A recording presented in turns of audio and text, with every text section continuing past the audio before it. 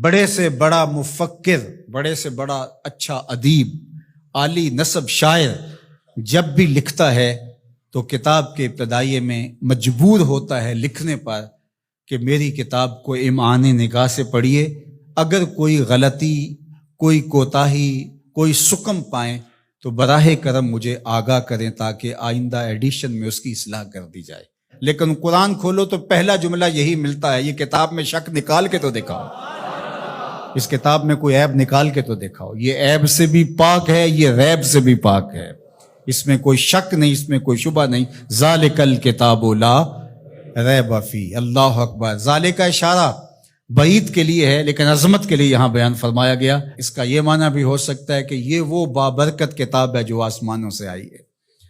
اللہ اکبر۔ یہ وہ کلام الہی ہے جس میں کوئی شک نہیں ہے۔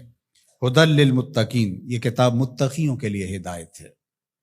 اللہ اکبر۔ اس کتاب کو ہدی للناس بھی کہا گیا، تمام لوگوں کے لیے ہدایت، اور ہدایت کے مفہوم کو آپ اچھی طرح سمجھتے ہیں، رہنمائی کرنے والی، راستہ دکھلانے والی، منزل تک پہنچانے والی، اندر کی بیماریوں کو دور کرنے والی، باطنی امراض کے لیے شفا۔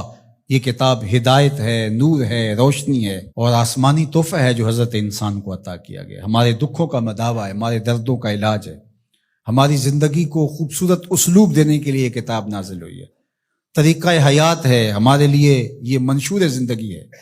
اس کتاب کے ساتھ ہمارا جڑنا ہمارے لیے اللہ کی قربت کا سبب اور ذریعہ بن سکتا ہے۔ تو کہا ہدی للمتقین، یہ ہدایت ہے کن کے لیے؟ للمتقین، متقیوں کے لیے، اللہ سے ڈرنے والوں کے لیے۔ متقی وہ ہے جو وہاں پایا جائے جہاں اللہ اسے دیکھنا چاہتا ہے، اور وہاں نہ پایا جائے جہاں اللہ اسے نہیں دیکھنا چاہتا۔ علماء نے تقوی کے درجے بیان فرمائے۔ شرک سے بچنا ایک صورت ہے تقوی کی، کبیرہ گناہوں سے بچنا یہ بھی تقوی ہے۔ مختلف لوگوں کے مختلف درجے ہیں، صغیرہ گناہوں سے بچنا یہ بھی تقوی ہے۔ جتنا منصب بڑا ہوگا اتنا تقوی کا معیار بھی اس کو اتنا بڑا رکھنا پڑے گا۔ امام اعظم علیہ رحمہ، آپ کسی سے قرض لینا تھا تو دروازے کو دستک دے کے آ کے گلی میں دھوپ میں کھڑے ہو گئے، تو کسی نے کہا حضرت دیوار کا سایہ پڑ رہا ہے تو آپ یہیں کھڑے ہو جائیں۔ کہا مقروض سے نفع حاصل کرنا یہی سود ہوتا ہے، تو میں اس ڈر سے سائے میں نہیں کھڑا ہو رہا کہ یہ کہیں مبادہ سود نہ بن جائے۔ تو مختلف لوگوں کا مختلف تقوی ہوتا ہے۔ اللہ اکبر۔ تو شرک سے بچنا عام لوگوں کا تقوی یہ ہے، کبیرہ گناہوں سے بچنا تقوی کی یہ صورت ہے، صغائر سے بچنا یہ بھی ایک صورت ہے۔ لیکن ہر وہ شے جو خدا سے غافل کر سکتی ہو اس سے بھی بچنا یہ اللہ والوں کا تقوی ہے۔ تو اتقاء کا نور جو رکھنے والے ہیں قرآن، اس کے لیے ہدایت ہے۔ یہاں ایک سوال کھڑا ہوا، وہ یہ کہ قرآن نے ایک دوسرے مقام پہ فرمایا ہدی للناس، یہ قرآن ہدایت ہے لوگوں کے لیے، اور یہاں فرمایا متقیوں کے لیے ہدایت ہے۔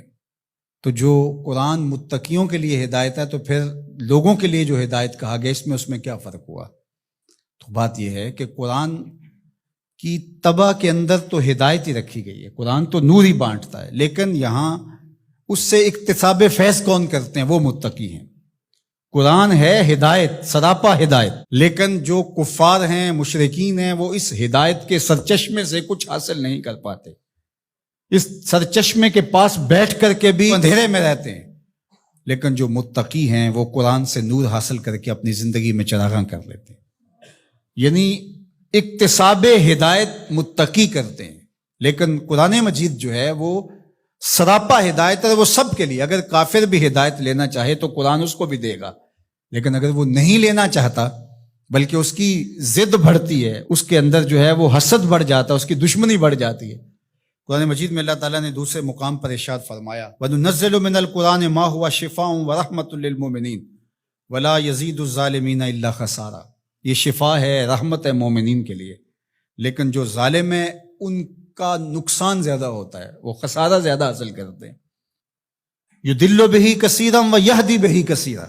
اسی قرآن سے کچھ ہدایت لیتے ہیں اور اسی قرآن سے کچھ گمراہ ہو جاتے ہیں۔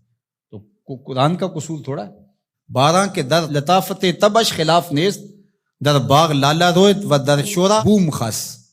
بارش کی فطرت کے اندر، طبع کے اندر کوئی اختلاف نہیں ہے. اس کے فردوس بدامہ قطروں کے اندر زندگی ہے، نور ہے، تازگی ہے، لطافت ہے، برکت ہے، حیات ہے. لیکن وہی بارش جب باغ میں برستی ہے تو لالا کے پھول پھوٹتے ہیں، گلاب مہکتے ہیں، کلیاں چٹکتی ہیں، یاسمین، نسرین، نسترن اور چمبیلی کے پھول بہار دیتے ہیں. اور وہی بارش جب گندگی کے ڈھیر پہ برستی ہے تو تعفن پھیلتا ہے، بدبو پھیلتی ہے.